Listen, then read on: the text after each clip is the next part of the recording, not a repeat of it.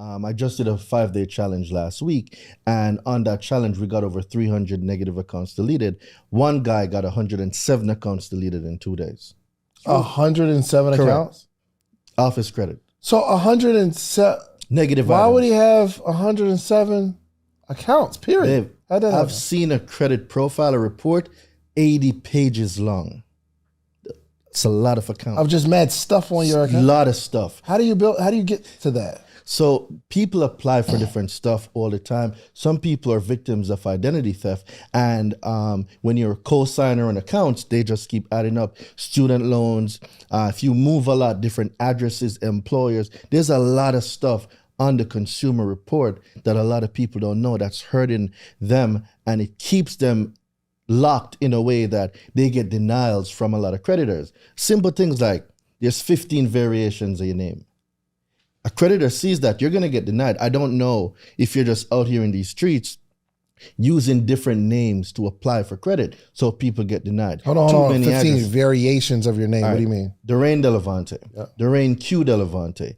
Q Delevante Derain. Variations of your name and also other people's name that's on your accounts.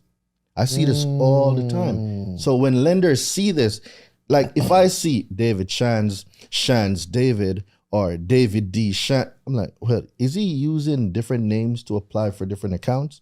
No, I'm not going to approve I that. got you. So one creditor might have me down as David Shan. Correct. But another creditor, they might list me, same name, but they happen to list last names first, where it says Correct. Shan's, comma, David. Correct. So for a lender, they see that as a red flag. Red flag. Even though you didn't do anything wrong. Correct. I got you. Or- some people might use the middle initial, some people use the whole Correct. middle name. I got you. Or identity theft.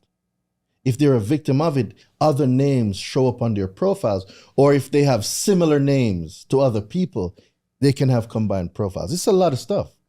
And people get denied all the time and don't know the reason So why. like a father, son, maybe there's a junior type situation. Correct. Yeah, it's little nuances like that that has the biggest impact, but a lot of people don't know. So the moral of the story is don't name your child a junior or they have a risk for credit inefficiencies. Is that right? Well, I wouldn't necessarily say that. Just be aware. I'd say be aware of what's on there. Pull it 3 times a month, because a consumer... Pull the credit 3 times a month? When you pull your own reports, it doesn't get a hard pull. So there's a thing called a hard pull if a lender or an institution or a firm pulls it. Yeah. But there's a thing called a soft pull. When I, Derain, pull my own report, you don't get dinged for it. It's a soft pull. You don't get dinged at all, or it's a soft pull? Nope, not at all. It's called a soft pull. You're pulling your own reports. It doesn't affect you. It doesn't affect you at all? Nope. I thought it did. Nope, it don't. Are you sure? I am the credit hero. I am true. positive. Yeah, okay, it's not what I do. It's just what I heard. No, that's a lie. When lenders and institutions pull it, yes. But when you pull your own reports, no. Okay, so I was gonna apply for something one time, and they said, "Well, it's not a hard pull; it's a soft pull." Mm-hmm. It's still gonna show up. It's gonna show up, but it doesn't affect.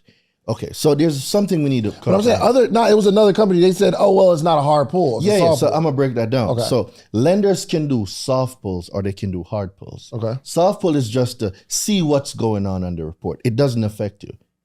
But when they do a hard pull now, get in the whole profile itself, then know that inquiry gets on the report. Okay. But what we need to comprehend first is that there's a difference between the factors of FICO and your consumer report. They are not the same things, and we believe that they are. So we think that payment history, utilization, length of credit history, mixture of credit, and new credit affects the consumer report when it doesn't. The consumer report is independent of the factors of FICO.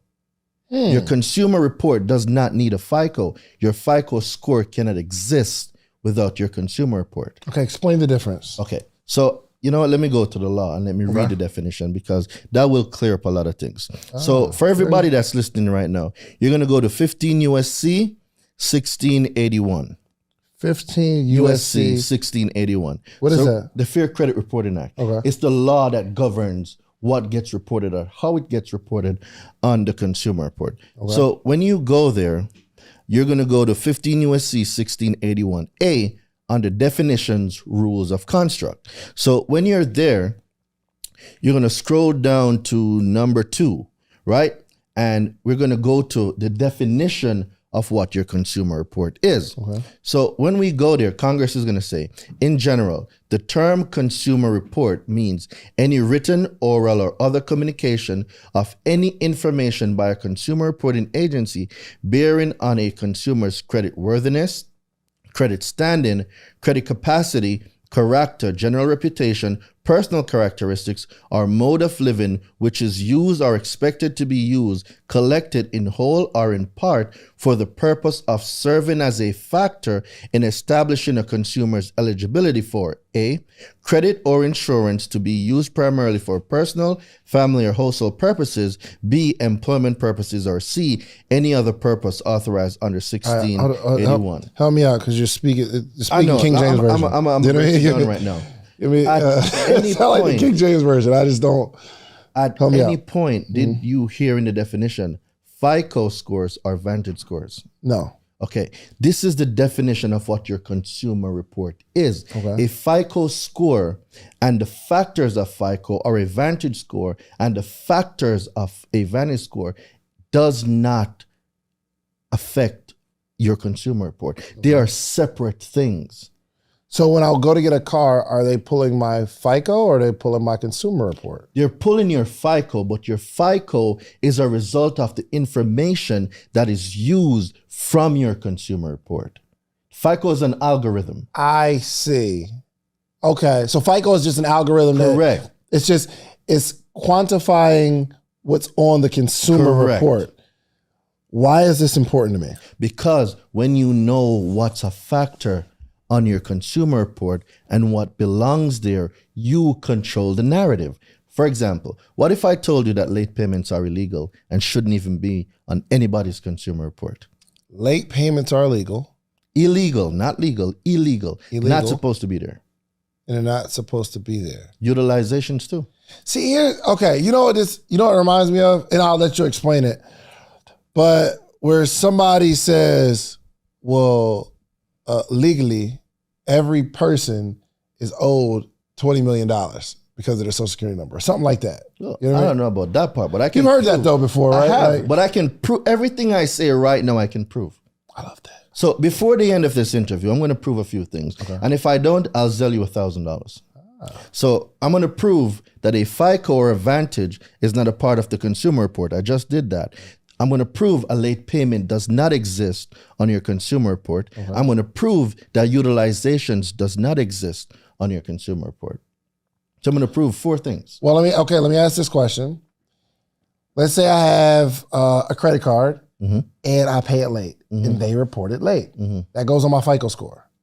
Well, that affects my FICO score. That's a factor of FICO. That's not a factor of your consumer report. Right, but it affects my FICO score. It does affect your FICO if you let it.